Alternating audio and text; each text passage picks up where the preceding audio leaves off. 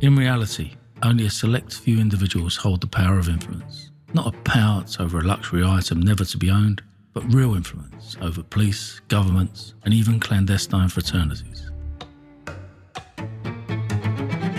My true story is so controversial that I invite you to comment and even question my integrity.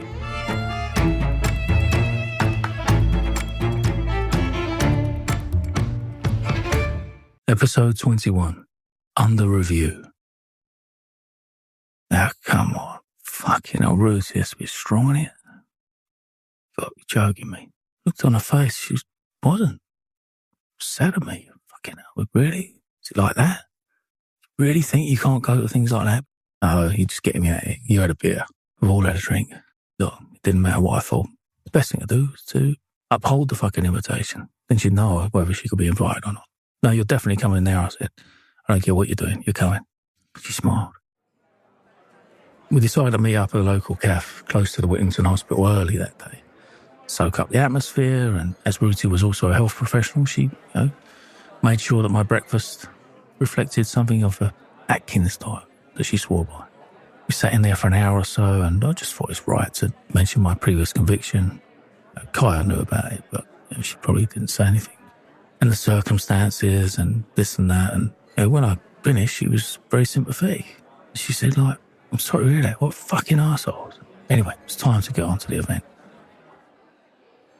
We entered the Whittington Hospital and made our way to the main lounge. We joined the early bird mares and were chatting with them and their partners.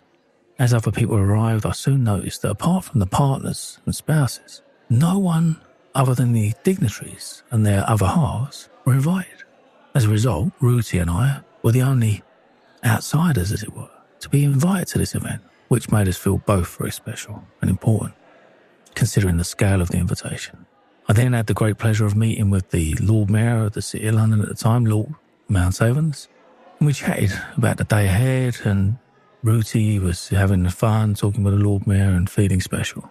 As we walked along, and Ruthie was trying to get as many pictures as she could, so I ran into a shop, a little phone shop, as the progression was moving down the road, accompanied by the police in wagons, etc. And I bought her a selfie stick and a phone charger, as her phone battery had also died, or almost died, because of use of the phone taking the photos. It's funny, but I got her phone. I said, I'm going to charge it up. She said, if you're going to charge it up, we're walking along. Give us your phone here. So she gave me the phone. I plugged it in. I handed it to the police officer in the passenger seat. I said, charge it up for me. They just looked at me and said, who the fuck do you think you are? Just fucking plugged it into the cigarette lighter and left it on the front seat while we carried on walking. Now, Ruthie felt very special then. She thought, fucking, she had a proper bowl in her stride. Good on. Fuck, she feels special. I mean, that comment she made was fucking horrendous. Anyway, as we kept walking, laughing, joking, speaking to everyone, she was mingling. She felt like part of them. I felt like part of the crowd. We were part of the crowd. And as we got further down, we got into Islington, and it was decided we would go into Islington Town Hall for a tea.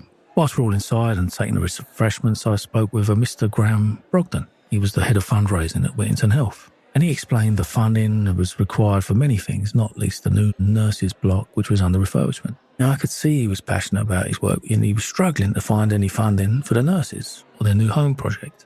I recalled Ruthie's comment about feeling out of place at an event, so I considered donating to the Whittington Hospital. So what I said to him was, look, Graham, I'll tell you what, if you can get all of these mares outside for a photo, I'll donate heavily to the charity. Fuck me. I couldn't barely get the full stop out. And I remember he was going, these, people, mares, old guys, dipping their biscuits in their tea, literally. He was fucking grabbing the back of their cloaks and pulling them out, and the biscuits were dropping in. Honestly, it was one of them. They go, what's up? Got to get outside for a photo opportunity. He's going to donate if we all get outside. And one by one, of 26 mares and all of them, all go outside. I'll upload the photo. Brilliant photo. I've followed last, and as I got there, they've all been positioned in a pyramid outside. Lord Mount Evans at the front. Oh, fucking pyramid. Oh, right, okay. It's one of them, is it? So with that, Lord Mount Evans came up and he said, I want you to stand at the top of the pyramid. I said, oh, really? I said, yeah. I said, why is that? He said, we would like that. So I climbed up the steps and walked up to the pyramid, and then Nikki Nardelli came along and put her hand on my right shoulder. And I looked down to my left, and there was Ruthie standing next to the bushes, little grubbery area, looking up at me with pride that she was with me, bless her. So what are you doing down there? She said, oh, yes, it's brilliant to see you up there, you know what I mean? You deserve it. I said, no. So I tell you what, come up here, come with me. What do you mean, come with you? No, I don't deserve to be up there. I said, you're with me. And if you're with me, you come up here and share this with me. I took a step or two down, hold her hand and pulled her, but guided her up the steps. And I'll never forget, and you'll see the picture of her smile when she was standing there with everyone else, along with me and everyone, part of the day. That, again, is exactly how I treat people. That's how my club treats people. So we carried on. I donated. I said, I'm going to send you a check. Gave me the details. Couldn't have been happier, and rightly so. It's only right. I was in a position to do it, so I did it. We walked on into Mansion House for a curry lunch. We sat there whilst the mayors of the Greater London Councils received their certificate from the Lord Mayor, Lord Mount Evans. And as we were leaving, Nikki said, look, she said, I hear what you've done today. He said, God, he said, I brought you here. He said, fucking hell, everyone's all over me. He said, look, you're doing great things. He said, like, thank you very much. He said, I invited you here and you've pulled it out of the bag. He said, would you come with Ruti and guests to my mayor's ball on Friday the 13th of May 2016 at the Civic Suite in Wandsworth Town Hall? Now, Ruti was now embedded into my circle and she was being treated as respectfully as such, and rightly so. I'd overcome that comment. Fuck for that, you needed it. Ruti felt part of it. It didn't matter if she was joking or not. There was no jokes now. She was in, part of the community. The following day I enjoyed a social tennis, small talk, and found myself standing alongside Adele for the first time, my tennis partner. We had a bit of banter, played a good set, and felt very natural. We were flirting blatantly. Mario was fucking serving over the other side of the fucking courts, eyes on. And then I walked back to the coach at the end of the set and waited to be shuffled around and decided to ask both Mario and Adele to be my guests at the mayor's ball. And obviously they accepted. Now the catering at the ball was by Ian Tate and Pat Baptista, who had gone the extra mile with the catering and the wine list. Now, according to Ian, he ran a catering business, and this would test it to its limits. Now, I invited my family, my brothers, my mum, my brother's new girlfriend at the time, Chloe, and in came some other guests of mine, an ex-footballer, and Mario and Adele. Now, although Nikki would be basking in the attention that she naturally received at this event, she was very downhearted at the prospect of returning to the council as the plain councillor in Ardeli.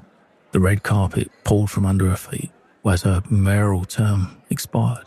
The neighbourhood military band played along with the local musicians and the evening was going well. The alcohol filling and frolics were going into the night. But when the food arrived, it resembled a meal for a rabbit, alongside what was a blob of coloured something that no one dare put a fucking fork into. The vegetarians starved and those of us that weren't subject to any of the dietary restrictions were treated to food from the local takeaway. So what they did, they recognised that the food was absolute shit. So they went down to the local fish and chip shop and gave everyone a fucking load of fish and chips. Perfect. Best fucking proper meal in there. Now, the catering, look, it wasn't the best. It slightly reminded me of Norwich, HMP Norwich, and the time for a photo call had arrived. So we all corralled into like a position to get these little group pictures. I rallied the tables around so me and the photographer could catch the moment. Nikki stayed with us for most of the evening during our meet and greet of the guests. I remember the one moment, especially when capturing one photo with Adele standing right next to me, Mario the other side of me. And as the photographer was about to click, I tightened up when she grabbed my arse. Now, Nikki thought the scene was very amusing and Mario was on her other arm. Now, I don't know why the mayor was laughing, but this is the frolics what's going on at this event. During my period of research and development for the home club, I was able to put all this together, gauge the popularity of the fashionistas, the brand ambassadors, the influential individuals, the local dignitaries. All of these people would no doubt be members of my club and extensions of it. This was the perfect intel on how to put this online club together and have these associated events, although I hadn't held one myself at that point. I noticed some extra special likes on my LinkedIn account from a Nicola Manning. Now, on the face of it, and as her profile explained, Nicola was a qualified solicitor. She was working at Jarman Solicitors, and the head office was at Sittingbourne in Kent. She'd been in practice for 35 years. She was in the City of London, a bit of a connector and trustee of the Law Society. Nicola was also founder Freeman and active court assistant and multi-committee member of the City of London Guild of Entrepreneurs. This is all that's being read. She also managed an education arm of the Outreach and Education Committee. Blah, blah, blah. Now, I couldn't see how our careers might be aligned, but nevertheless, she asked to meet with me and congratulated me on my badge of honour.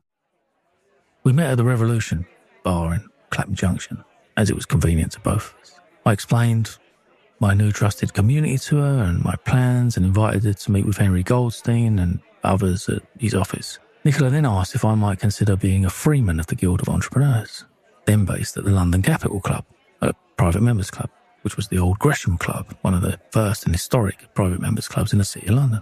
The City of London had always fascinated me, and I was certainly interested in learning more after my experience with the Whittington Walk and the lunch at Mansion House.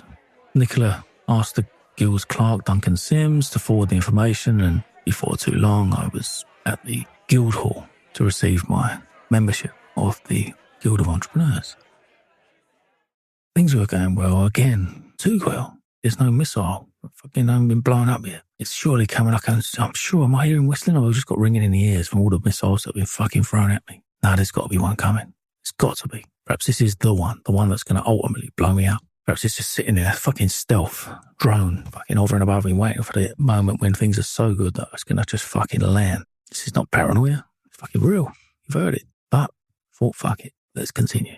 Now, Adele and Mario were in the habit of renting out their penthouse to, one of the star players during the Wimbledon Championships. A lot of people do in Wimbledon. They hire their houses, go on a nice holiday, make a fortune and come back. Now, they invited me to a party, their party, that they held at their penthouse apartment at the top of Wimbledon Village. The party took place usually on the conclusion of the championships on or around the 9th of July, 2016.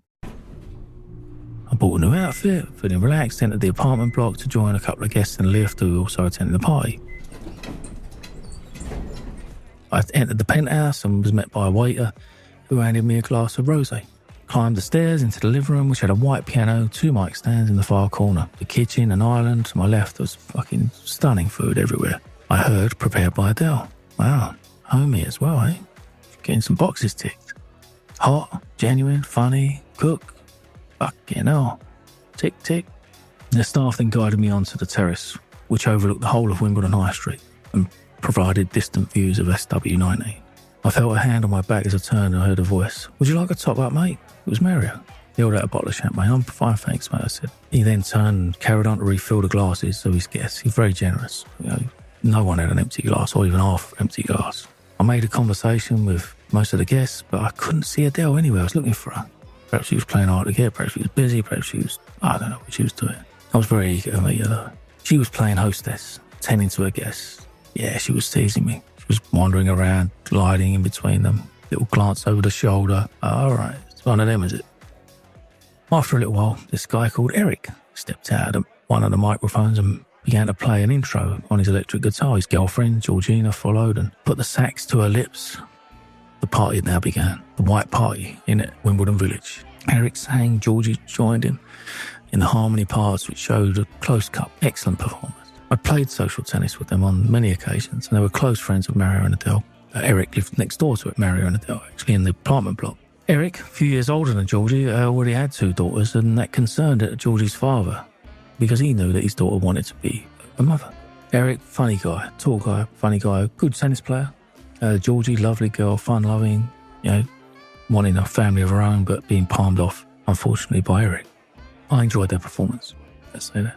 Eventually, Adele appeared, making her way through the crowd of guests, carrying canapes and chatting along the way. Finally, she reached where I was standing. Would you like something to eat? She said, smiling away. Yeah, to eat. Before looking down and the plate she had in front of her and blushing while she said, this option. She's just going through the motions. See, she was embarrassed, a little nervous.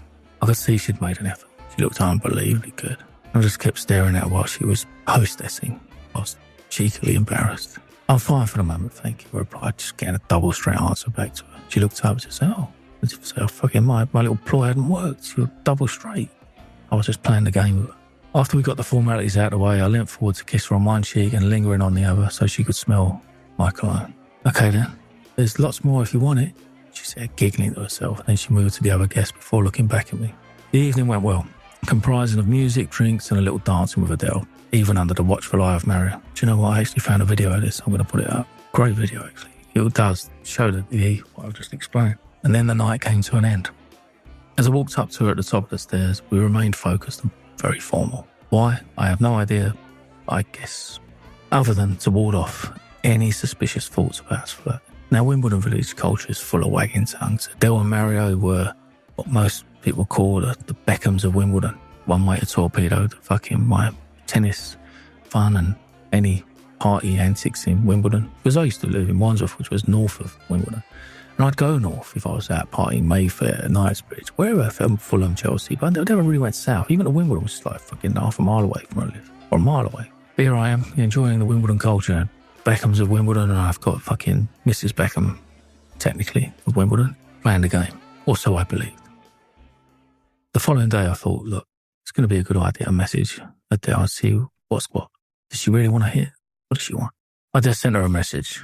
I thought it was a good idea if we arrange a hit. It didn't make it any easier to desire her, or not desire her, because she knew exactly how to dress for the occasion. Look, sparingly, little or nothing on, tanned up, hair and makeup full as if she was going to a fucking night out. She's playing tennis. It's all too much for a humble Essex boy like me. Do you know what I mean? It's fucking finished. Caving in. In some respects, it helped me, as she had to get back home by 5 o'clock to make dinner. Otherwise, she might not have got home at all that night. Now, I also needed to have an early night because I had to go and meet another contact of mine who owned the Golden Network. Her name was Miss Victoria Salem. We arranged to meet at Old Bain, cafe overlooking Hyde Park in Bayswater. Now, Victoria, about 5'6", French, long dark hair, slim, wearing classic dress, and usually smart. Her body language was very French with an undertone of femininity, especially when she showed an interest in one subject, that subject being the home club. The Golden Network was apparently an events club for people in the City of London who wanted, finance people basically, who wanted to have a night out or interact and blah, blah. Now, look, again, much like the Button Club, the Golden Network only had about 40 members or so, so she was all ears in bringing her business plan or her business people to my club. I was getting close to getting something done with this platform. I was understanding a bit more of the people I was meeting, the areas I was in. It was all going particularly well. So I contacted a guy called Dustin Braband, co-owner of Echo Web Solutions based in Peterborough. He sketched out a website platform and AI back and algorithms and all the rest of it, right? I got to understand a bit more about it, and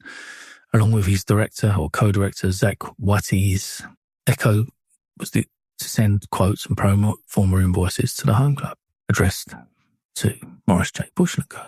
Now, I wanted to discover more about the City of London after meeting with Lord Mount Evans, and I was invited to the Lord Mayor's City Giving Day breakfast at Mansion House, which is where I met Sheriff Alderman at the time, Peter Estlin, and other like-minded business people who supported the Lord Mayor's charities.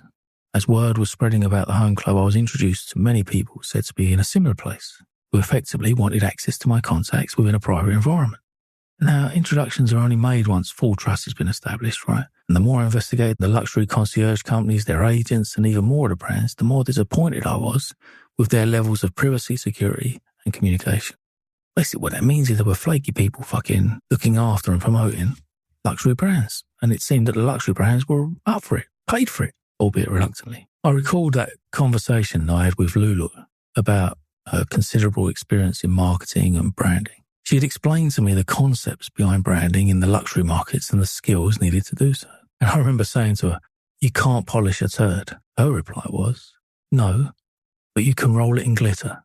I soon learned she was absolutely right. The other thing I learned was the degree of disappointment luxury brands had to put up with when trusting networks to introduce contacts to their goods and services. At this point, I began to create the design for the algorithms and the business model for the home club, its online platform, and take the turds out of the industry, whether sparkling or not. Now, at the same time, Russian money filled Mayfair, and I was soon introduced to a Miss Julia Titova, a Russian businesswoman and owner of Miss USSR UK. This was a beauty pageant that was asking the home club to sponsor the beauty contests and invite my contacts and purchase tickets and basically milk my fucking contact list. I was thinking about making her a brand ambassador of the home club, the fashion and tailoring category, and reversing the introductions. At this time, the home club was ready to invite its database of over 500,000 high net worth executive contacts, 60% in the UK, 30% in the USA, and the balance across the rest of the world. This figure was separate from my own social media contacts, most of which were located on LinkedIn. I was being invited to everything and was being considered for higher networks, which only developed my business. I invited Henry and Julia over to the City Giving Day launch at Guildhall, where I introduced them to Lord Mount Evans and then the Lord Mayor of the City of London, Peter Hewitt, who was then the master of Warman, one of the City of London's 110 livery companies. We met at the Guildhall courtyard, and whilst at the event, up came a well-dressed Chinese lady named Mei Sim Lei, who introduced herself as a City of London connector and introducer. She mentioned no more, other than that she was a solicitor. We exchanged business cards, and Mei Sim mentioned that she held events in and around the city and would invite me to the next one. We had some photos taken on the iPhones, or put them up, and participated in a group photo along with the others. As a result, the Home Club brand featured on the front pages of City AM newspaper.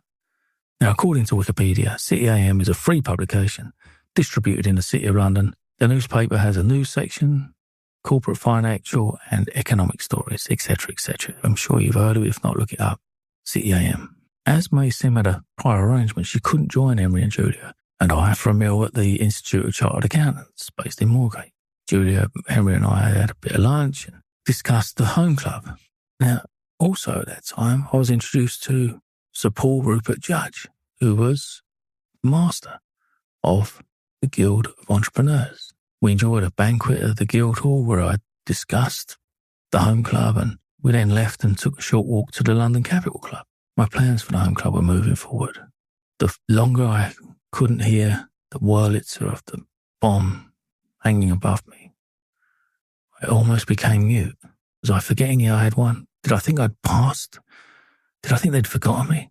Remember, I've just landed a fucking water treatment a few months before to HMRC's most senior fucking investigators, MI6 effectively, and some other information that Alan asked me to hand over that they probably didn't want me to fucking have my hands on. Is this silence their way of fucking making me believe that I'm not being watched when actually I'm more watched now than ever? These introductions, are they just a fucking ploy to make me think that I have bypassed the fucking harassment from the British establishment whilst having the British establishment wrapped around me more securely now than ever? Things were going well, so I decided to sideline any dramas. And after Julia resigned her position with the Home Club, I was a bit surprised when I noticed what her event was doing wasn't all it was cracked up to be. I looked at her company's house and the other things, that it was all a bit fucking shady, shaky. It wasn't the big fucking moneymaker that it was sold to be. But anyway, look, there it is, Celavi. Villa called me, asked me to play some more tennis. We returned to my apartment afterwards for lunch. She brought a bikini. Why not? Fucking tennis racket and a bikini. And joined me in the jacuzzi and a swim. We did it a few times. Nothing in it between us. We just jacuzzi, swim, tennis. Lovely. Whilst the Home Club was advancing, George was the brand ambassador of home, Villa for well-being, Henry for business. I now needed someone to fill the vacant luxury position. And along with the remaining opening of 12 subheadings, I thought, who better than Kai Wonder to take up this fucking fashion? She's a supermodel. Who better? Miss Havisham had for once included me in the process of considering a new school for B, as I couldn't wait for her to leave Danesville. I was asked to visit and consider a boarding school. After hearing about Lulu's experiences when she was 6 and on, I wasn't so keen, although I understood the lack of equality regarding father's rights and a mother as every say in the child's schooling, so I decided to visit Ardingly College near Haywards Heath in mid-Sussex. I met with the pupils who seemed very nice, well presented. This is a lovely school, I thought. Look at the children. How they behave. It's a proper school. Unfortunately, though, I'd also felt some of the sadness when the parents were leaving their children at this school for weeks on end. And whilst, the children got used to it because that's all they knew. I didn't really want this for my daughter. I wanted to come home every day, have dinner, Why wasn't Tara looking after her like that? There's plenty of schools where she lives. She lives in fucking one of the best areas in Coombe, in Kingston. Gated environment, security, private security on the doors. There were schools around there and close by. But fucking same as that, Haywards Heath. No, Tara wanted her life. And she wanted her daughter. Now, you may say to yourself, well, let's look back a little bit, Darren Aikman. Was it her intention to be put in here? Was it the intention of others to have someone pull so hard on your heartstrings and create losses financially, emotionally, put you into, Was it? Is it? Is it that Tara's just a fucking nut job? You work it out. I'll wrap it up later on. But have a think about it. I do know now. Anyway, what to you say? Now, I won't harp on about this school.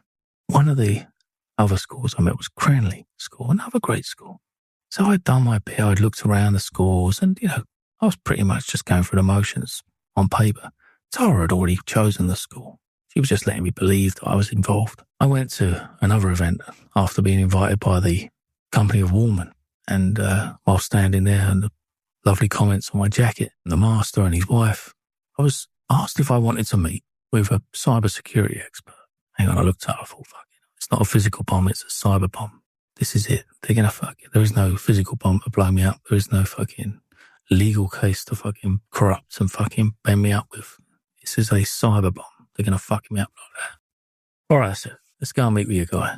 He said, oh, great, thanks. One of the most senior, if not the most senior fucking cybersecurity guys around. Anyway, I arranged to meet this guy in the Recon Centre pub in Moorgate to discuss the Home Club's cybersecurity and online protection. I'll never forget it. I walked in the pub. As I walked in, the whole pub's quiet. Right, it's like a fucking film set. The seats were filled with men holding 4 pints of beer.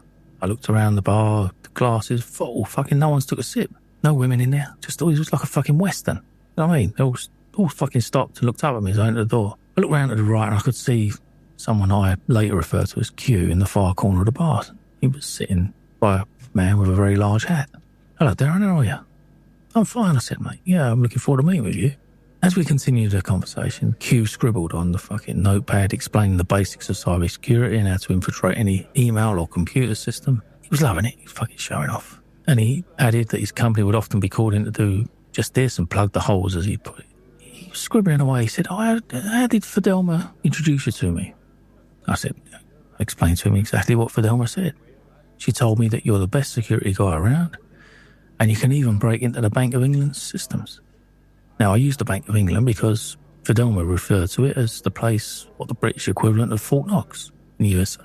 Fucking threw his pen down, jumped up, alarmed, looking around, Bank of England, Bank of fucking England. I couldn't fucking break into Phoenix, Arizona. I can break into fucking... I'd obviously under-fucking valued him. Bank of England, fuck that. I can get in anywhere, fucking Bank of England. I just fucking undone him. I'd embarrassed him.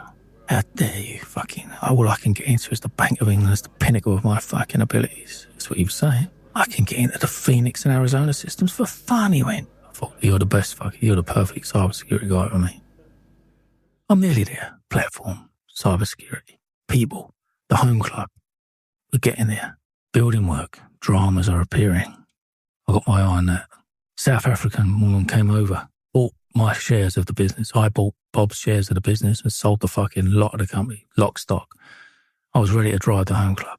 Shara, her name was. She complained later against Henry, making allegations against his fucking trading behaviour, and he advised her in negotiating and all the rest of it, but that's a matter for them. Whilst I'm moving around at these different events, certainly the one at Berners, Sanderson, I'd heard about a Russian woman who was starting her own network of business, people in luxury markets. So I arranged to meet with her. Her name was Alina Blanova. I met with her in the Fumoir cocktail bar at Claridge's in Mayfair. I was wearing a suit and she was head to toe in the latest designer fashion, mink coat, across her shoulder, leather trousers, revealing top, Cartier watch, long dark hair, immaculate makeup, nails, very attractive. Deep toned, broken English Russian. She was mysterious and charming, connected. I was explaining to her that I was looking for a brand ambassador for the Home Club's luxury department. Then she told me of her close personal friends, David Lewis, who's the group managing director of Sunseeker, based in Dover Street, Mayfair, his Russian wife, Alexis. In fact, Alina began to drop more Anglo-Russian connections I could fucking hope to recall. She also dropped her stiff, strong Russian persona for something that resembled a market trader, and I know the difference. She was selling herself. She was selling her contacts, and asked me to come to an event that she and her sister Nadia had arranged at Morton's Private Members Club in Berkeley Square in Mayfair. Look, trust and respect, we all throw about. Unless you're fucking proven. This is just words. With so much money at stake, the traits should be tainted with financial influence. But in fact, they were so often negotiable for the right amount of money. Look, as I saw it, the problem arose because the risks attached to those with money were being managed by a load of fucking fakes. I love the information that helps me develop my entrepreneurial skills and the wants of people and markets. And whilst the home club is a complex concept in its infancy, very infant, very new, no website, it's a word, and everyone was on it. They fucking were all over it, everyone. By now, Villa had the tennis bug. We both enjoyed playing as many times at the Wimbledon Club as we could, and then relaxing in my spa, and then back at my apartment, sit there together looking at the views of the River Thames. Villa appeared to have a good heart, although I saw some envy and competitiveness showing through. Whilst this was great to see on occasion, her desire to make it big often clouded her judgment. She had the drive and desire to succeed as a Harley Street nutritionist and even a TV personality. She was a lot of fun to be around. But we had a lot of great conversations that went further than the professional level, and we were also becoming great friends. I received another invitation and the great honour of attending the silent ceremony at Guildhall on the 11th of November 2016. Now, this event saw in the new Lord Mayor of the City of London, Alderman Dr. Andrew Palmley. I decided to take Villa along with me so she could experience the type of people for who I was connecting with. We both enjoyed the ceremony. She began to understand my network and the wider circles of influence. Soon after, I decided to arrange a lunch at my home in Wandsworth to bring together George, Henry and Villa. I asked Alina to come along, but she was unable to attend. And we had a great time discussing the home club, its potential, and the most exclusive club in the world. We finished our lemon cheesecake and coffees and sat by the bifolding doors and overlooked the river having a glass of wine. I left for home, gazing out at the river. I was in the zone. I couldn't now where the attack was coming from. I just knew from experience there was one coming. My brothers were doing well. I was seeing a bit of my daughter. Tara wouldn't let her stay. Wouldn't let a child stay with a father. No holidays, no Christmas. Tara the crank. Or employee of the other people. We'll get there. I had also reflected every day on how my little princess was doing. I could already see that she was very talented, very smart, and I was so proud of her. I am very proud of her. She's got a natural gift. I could see it. Her entrepreneurial talent emerging. I'd entered the final part of my journey through Wandsworth Park as darkness fell. After I changed, I sat on my terrace with a cup of coffee, checking my social media accounts on my phone. I'd accumulated a long list of Facebook and LinkedIn requests in addition to about 1.5 million wealthy global contacts on my company's database. I noticed one Facebook friend request from a person called Bernard, and it took me a little while to realise who it was. My immediate thought was to delete the request or even block it. A woman called Bernard, that doesn't fucking make sense. Perhaps it's O'Mahony fucking trying to reignite Les Borgel's claim. Fuck it, I thought. Let's send a message. It was only when clicking through and watching a YouTube video from London Fashion Week featuring a strange-looking character wearing sunglasses and bragging about his Lamborghini that I'd realised the person who was interested in being my Facebook friend was in fact Bernard Dinner, the fashion designer. Fucking odd name for a girl, I thought. And after an initial message asking for a phone number, I gave her a call. She picked up the receiver. Hello, Bernard? I said. She started laughing. I get that a lot, she said. It's my fashion label name, named in part after my grandfather, who I adored. Ah, right, I said. Anyway, we kept chatting and agreed to meet in Knightsbridge for dinner. I thought I'd invite her to a restaurant about which I'd heard great reviews from my contacts, and Mesta with Arzak Instruction in Belgravia. I arrived early at Coma, the Halkin, and waited in the bar with a large JD and Coke, wondering what she would be like. Then I saw her arrive, long coat, boots, looking a little lost at reception. I stood up and went to greet her. She's about 5'4", tall, dark, brown, shoulder-length hair, very attractive, cute. I was intrigued. This wasn't the usual blonde, say, brunette. When we sat back at my table, she was a little nervous, placing a coat by her side and shuffling in her seat. I saw your text about your arrival here 45 minutes ago, she said. She was laughing away, teasing away. Funny. Did you save my name in your phone as Bernard or Lily? Which is my real name. Well, look, Lilia, but most people call me Lily, and so should you. And she was very sweet. She's very funny. She's warmed me up. She's relaxed. And every red-blooded man's type, really. She's a very sweet woman, and I couldn't take my eyes off her. The table, sir? I looked around and I saw the host. Honestly, I'd almost forgotten about dinner, or Bernard dinner. It was possibly the only time I took my eyes off her all night. And now the decor at the Halkin is luxurious, romantic, and tastefully simple. A stunning venue for dinner. You know, it may be more akin to a proposal for marriage, but I wanted to take her somewhere nice. I always took women, still take women to nice places. I enjoy it, they enjoy it. It's how it's done, isn't it? We were guided to our table, where I pulled out Lily's seat. I gave her the view of the restaurant as I had no need to see anything else but her. The wall behind her was all I needed, her face in front. We chatted about everything, open and honest way, perhaps a little more than usually for a first day, and I'm a very open person. We just opened up. We laughed a lot and trailed through the 7-course tasting menu and wine accompaniment. Delicious, the food was amazing, and it became one of my favourites by default after the demise of Toto's on Morton Street. Amazing feminine company, fantastic ambience, great waiter service, made for one of the most memorable dates I've had. Neither of us wanted the night to end, and as the evening had been a perfect occasion, we were the last ones left in the restaurant, chatting away. The staff started to quietly clear the tables around us, and I could see that she was wondering if I'd ask her to go on to a private members club or late coffee or something. Instead, and uncharacteristically, with a quit while you're ahead mindset, I called a taxi to take her home. Yes, I know. Chivalry, respect, honour, standard. Other than the odd lapse of judgment and slide into temptation. Look, I'm only human. I admit I sometimes made mistakes. You'd probably say fucking more often than not. You might be right. But at that exact moment in time, all I could think about was Lily. And it reminded me to court her with a traditional romance. As we left the hotel, it began to rain, so I put my arm around her and opened the taxi door. The thought of visiting a club was certainly crossed my mind. I had access to 1 or 2 or 3, Hertford Street, Morton's, Devonshire Club, London Capital Club, Home House. I was a member of most of them.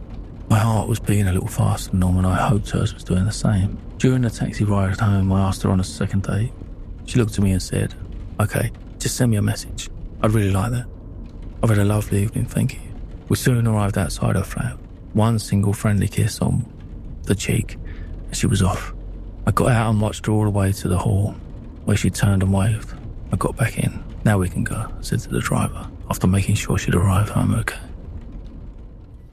I arranged to meet Lily again 2 days later. We met at her home in Cromwell Road in Kensington and walked along Kensington High Street and Kensington Gardens in Hyde Park. We chatted away if we'd known each other for years, discussing family and future wants and desires, children, all that stuff.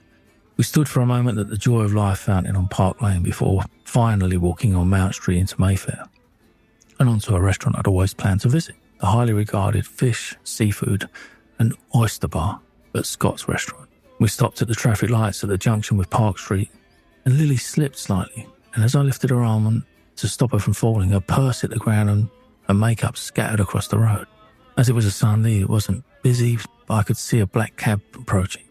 I walked straight into the road, leaving Lily on the pavement, and with the traffic light still green, bent over to collect her belongings. Bizarrely, the black cab waited patiently, and when I stepped back onto the pavement, Lily held onto her belongings with one hand and then tightened my arm with her other hand, looking up with a smile. "You could have been killed," she said. "No, they stopped so they wouldn't make a dent in their car," I joked to her. We both laughed as we continued on, her arm tightening even harder as we arrived at Scott's. As we entered the classic and sumptuous restaurant reception, the waiting staff took Lily's coat. She was left standing in the middle of the foyer, wearing a light cream, tightly fitted cashmere outfit, top and separate short skirt, tights and high heel shoes. Her clothes were stunning. Well, they would be. She was a fashion designer, and she was born to wear these. Beautiful, in every meaning of the word. I was in awe. I've been very lucky, you've heard some of it, in meeting some amazing women. Each of them beautiful in their own individual ways. But look, beauty is very much in the eye of the beholder. Lily looked incredible, and I'm not embarrassed to tell you that I began stuttering, and doing it again, like Mr. Bean. And usually I hold my own in anywhere, in any situation, but I thought a little bit out of my depth. As we walked into the restaurant, all the guests followed her as she glided amongst the tables with me in tow until I could pull her chair out and watch her giggling as she knew I was nervous and everyone was looking at her, shell-shocked, and even thought about applauding her. Instead, I leaned over and took her hand and looked into her eyes and said, "You're absolutely stunning, thank you." After an amazing lunch, we took the short cab ride back to Lily's, where I dropped her off and asked her for another date, which she accepted, but only if it was at the weekend because she worked at her fashion business during the week. On the way home, I received a message from Villa asking me to meet with her then partner, Richard Miller. He was a sports therapist and nutritionist who had also shared a Harley Street practice. Villa's invitation was for lunch at the Lansdowne Club in Mayfair to discuss the home club and the possibility of inviting her business contacts or affiliates. I was introduced to Richard, or Rick as he preferred, and he showed me his badge, located on the left lapel of his jacket. He explained that Villa's father had given it to him, and he took the gift as a great honour, and his position of Villa's life partner. Now I looked at Villa, and she looked back at me. It was to say, shut up, and then looking away, over her shoulder, wide-eyed. Now I didn't go on to mention the tennis and the spa sessions with Villa. Why would I? Only a week before lunch, and hardly enough time to become a life partner. But, whilst it might have felt like a lifetime ago, we dropped it there and got on with lunch. It seemed to me that Villa had told Rick about my badge of honour and my Guild of Entrepreneurs pin, both of which I wore with great pride. Vic was mentioning his own badge and his feelings towards it to establish common ground. As we ate, Rick explained his practice on Harley Street, and Villa interjected with, "Is there a position for Rick in the home club? He's very good at his job, and he worked with the British Olympic team in the 2012 Olympics." Now, I put me into a daydream for a minute because I was in HMP Ford during the Olympics with Liam. "Sounds good," I said. "Send me your references and I'll give it some thought. And, of course, as your Villa's life partner," Villa looked away again, "then you already have a trusted introduction." Villa nodded with a slight embarrassment. Events and invitations continued to flow. I'd always wanted to create my own events with the home club and was keen for them to be with the rest of the club. Exclusive, fun, imbued with an atmosphere of trust. Food and beverage at these events would have to be superb, unlike the Mayor's Ball. I received an invitation to attend the installation banquet dinner of the new master of the Guild of Entrepreneurs, Kate Jolly, at the Painters and Stainers Hall in the City of London. Now, this was the first time I'd experienced and came to love the loving cup ritual, which is traditional in all livery companies, as the Worshipful Company of Distillers explains on its website. It's worth taking a look. As one event ended, another began, and I seemed to find myself in the mood for pomp and similar dress. So the next date I arranged with Lily was to take her to the English National Opera House in Covent Garden for the performance of Puccini's Tosca. I'd bought the best seats in the house, arranged champagne, dinner, everything. We both had a great time and were getting closer. Lily explained our recent breakup from an established relationship, and she wasn't interested in any of her ex-boyfriend's offers of reconciliation. I appreciated her honesty and resolved to take things slowly and not to lose her completely. Now, it was almost Christmas 2016, and Lily had pre-booked a holiday with her business partner, Ellie. It would last for about a month before we would see each other again, but it didn't matter. Christmas was a family time. Boxing Day dinner with my mother, brothers and the kids. Jerk lamb, rye and pea, after my brother's introduction to Caribbean cuisine. For the first time in a while, we were all looking forward to the future, and the potential of the home club was gathering momentum in all sorts of circles.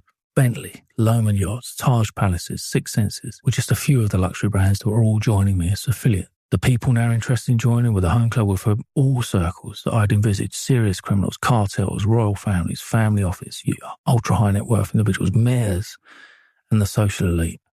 Exclusions: no police, no security services, no journalists, and no paedophiles. There we are. I couldn't wait for everyone to return from the Christmas break and to get on with the home club. The meetings with the brand ambassadors went well, contracts were signed, and they were planning for a wonderful future. All seemed to be going well.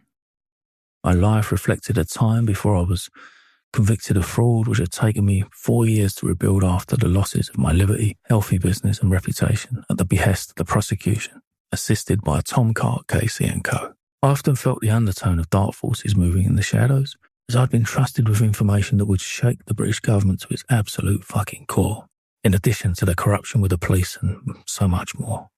I knew I had to live with these feelings, yet I couldn't for a moment think of my adversaries would forget about me. I believe in the saying, keep your friends close and your enemies closer. My reasons for forming the home club weren't only about facilitating the connections and opportunities between the rich and powerful. I also wanted to ensure the model behaviour and trust within the club was focused and ingrained in every corner. I also wanted to promote and engage the next generations of healthy relationships and community projects. Look, the word conspiracy, it's easy to throw around. And even though I've seen so much of it, it's only when adding up these scenarios and the evidence supporting them that the word can be truly meaningful. I'd forgotten that whilst making a subject access request to the Legal Aid Board and Guildhall Chambers of Portsmouth, I'd also made a subject access request to the Criminal Cases Review Commission. I'd just received their response. In their letter, dated the 29th of November, 2016, at page 2, quote, "The Commission is in possession of a large volume of correspondence from you in capacity as representative to," redacted my brother's name, "during his 6 applications," unquote. Now, as I read through this, I noticed that after their failed attempt to have me convicted of harassment in 2010, the CCRC had continued to pursue me until 2016. They had written to the West Midlands Police, John Wagstaff and others had written to West Midlands Police, complaining that they should have me rearrested. The CCRC corruptly had me charged for harassment and had intentionally pursued me and complained to the West Midlands Police to reassess their no further action decision. We talk of bias. This is the CCRC at work. This is an organisation that is not fit for purpose, that has an agenda as it employs individuals, police, to manage and mark their own homework. CCRC should be reformed or closed. There's no two ways about it. The evidence I give you is absolute.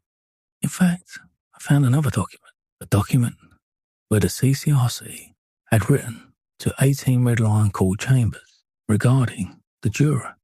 Now, what were the CCRC doing? Informing the chambers at which a complaint is made that they had received questions.